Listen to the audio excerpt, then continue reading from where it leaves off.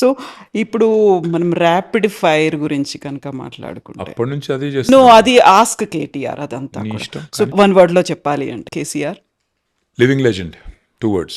Telangana, my state, our state, Harish Rao, my cousin leader, Modi.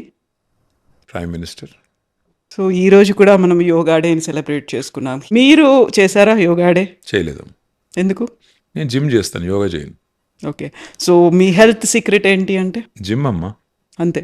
అంతే, ఇంకేముంది. What is ఒక డైటో లేకుంటే మిగతా ఫుడ్ హ్యాబిట్స్? డైట్ పెద్దగా ఏం లేదు, కానీ కొద్దిగా ఏదో కష్టపడి ఈ మధ్యనే తగ్గించే ప్రయత్నం చేస్తున్నా. కాబట్టి కొద్దిగా వాచ్ వాట్ యు ఈట్, అంతే. ఎక్కువ like they say burn more than what you consume. Okay. So, food habits? నాకు పెద్ద ఫుడీ కాదు నేను, కాబట్టి ఏం పెట్టినా తింటాను. I'm not very Fasi. Next CM అవుతారా కేటీఆర్ అంటే? ఒక్కటి మాత్రం చెప్పగలను, 2028లో కేసీఆర్ గారు సీఎం అవుతారు. ఇక ఆ తర్వాత ఏమవుతుంది, ఎప్పుడో ఏమవుతుంది అంటే, నేను జ్యోతిష్యుని కాదు. నేను చెప్పినట్టు నాకంటూ అంబిషన్స్ పర్సనల్గా ఏం లేవు. Okay. So, simple are branded వస్తువులు? రెండు ఉన్నాయి నాకు, సింపుల్ ఉన్నాయి, బ్రాండెడ్ ఉన్నాయి. I have a mix of both. Okay. Car racing అంటే ఇష్టమా మీకు? ఎస్, ఆఫ్ కోర్స్, డెఫినెట్గా అందుకేనా ఇష్టం. ఫార్ములా ఈ కార్ రేస్ వచ్చింది మన దగ్గరికి?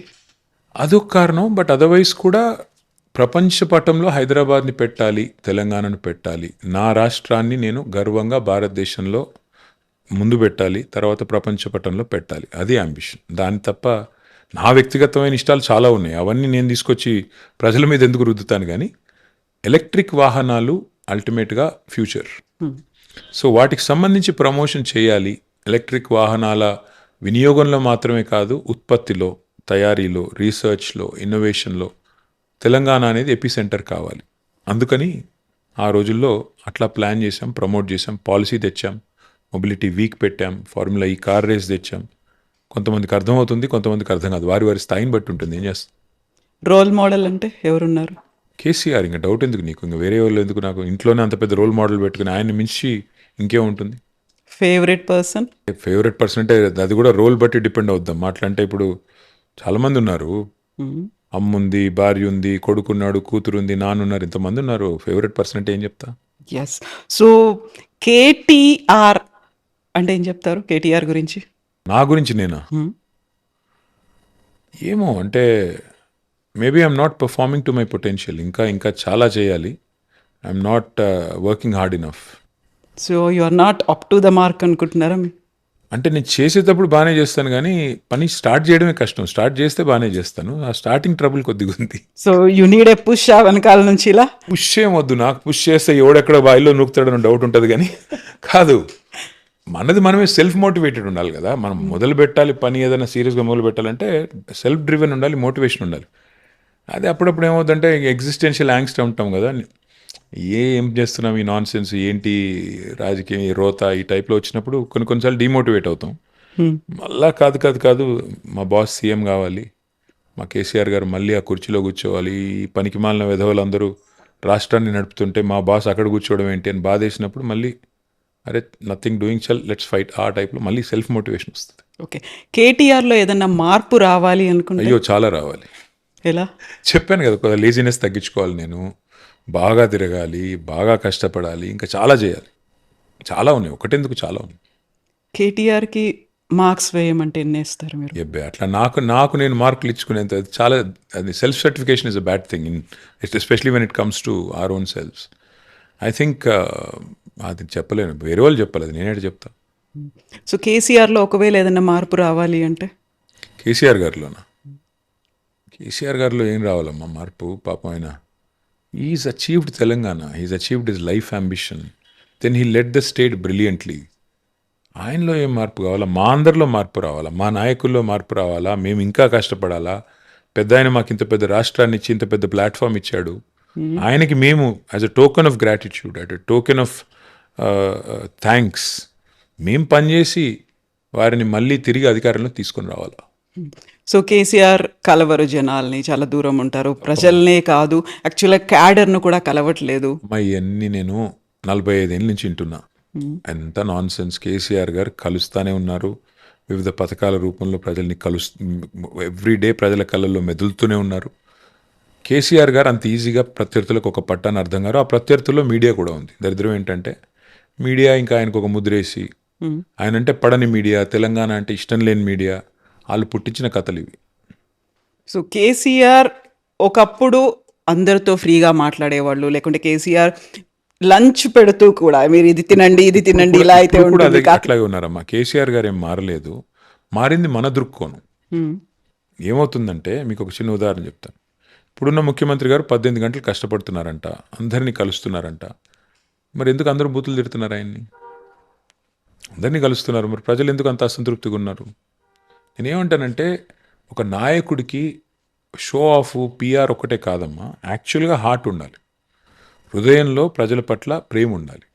అది లేనంత కాలం మిమ్మల్ని కొన్ని రోజులు ఈ మీడియా మేనేజ్మెంట్ విద్యలు, ఈ పబ్లిక్ రిలేషన్స్, ఇవి కొన్ని రోజులు డ్రామా నడుస్తుంది, ఎక్కువ రోజులు నడవదు. సో కేసీఆర్ గారు హృదయాంతరాల్లోంచి తెలంగాణను ప్రేమించారు. తెలంగాణను ప్రేమించడమే కాదు, శ్వాసించారు, స్వప్నించారు, సాధించారు. That is KCR.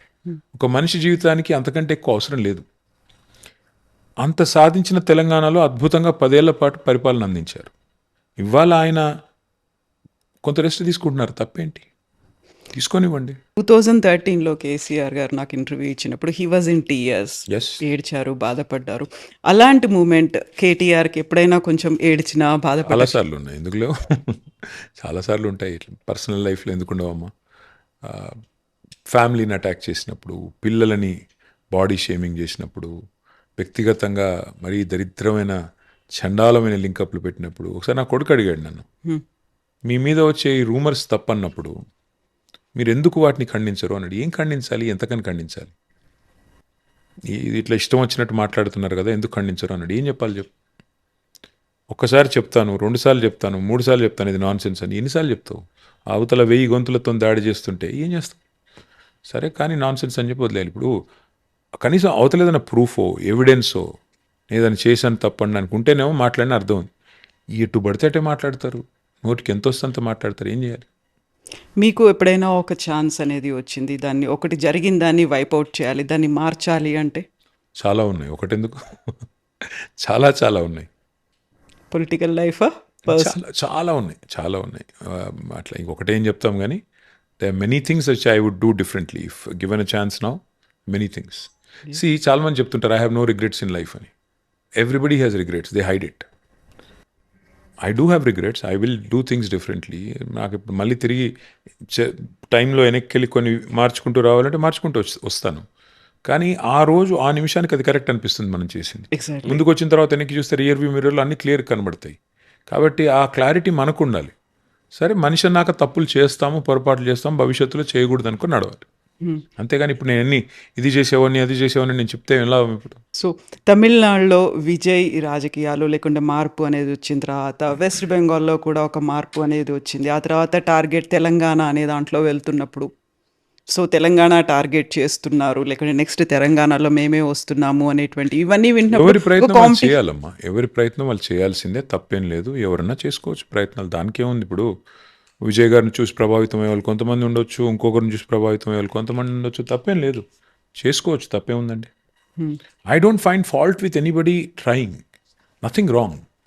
అల్టిమేట్లీ ఇప్పుడు ఎవరైనా సరే అల్టిమేట్ ప్రజల మన్ననలు పొందాలి కదా, ప్రజల ప్రేమను పొందాలి. That's not easy. ఎగ్జాక్ట్లీ.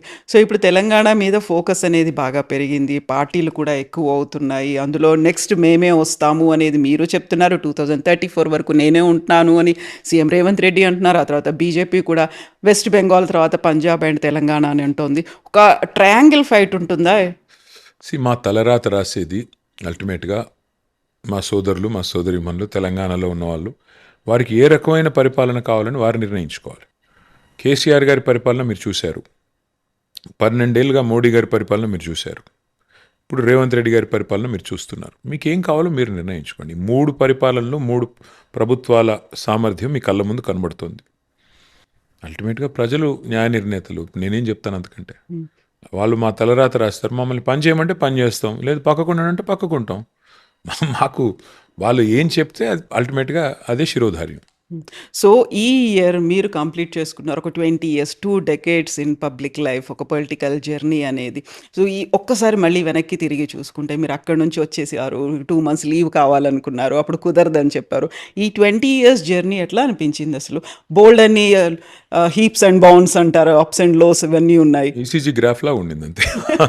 పైకి కిందికి పైకి కిందికి. కొన్ని ఎలక్షన్లు గెలిచాము, కొన్ని ఓడిపోయాము, కొన్ని విజయాలు సాధించాము, కొన్ని ఎదురు దెబ్బలు తిన్నాము, కొన్ని మంచిగా అనిపించినాయి, కొన్ని మంచిగా అనిపించలేదు. That's life. ఎవరైనా అంతే కదమ్మా. 20 ఏళ్ళు it's a long time. So ఈ 20 ఏళ్ళలో నా కూతురు పుట్టింది మధ్యలో. సో ఇట్లా పర్సనల్ హైస్ చాలా ఉన్నాయి. పర్సనల్ ఎన్నో అద్భుతమైన క్షణాలు ఉన్నాయి, కొన్ని నాట్ సో హ్యాపీ మూమెంట్స్ ఉన్నాయి. That's life. It's a mixed bag కదా కవిత. ఏముంటుంది అందులో? Like everybody I have enjoyed some moments, I did not like some, but that's life. So you have to acknowledge it, respect it, and learn from it.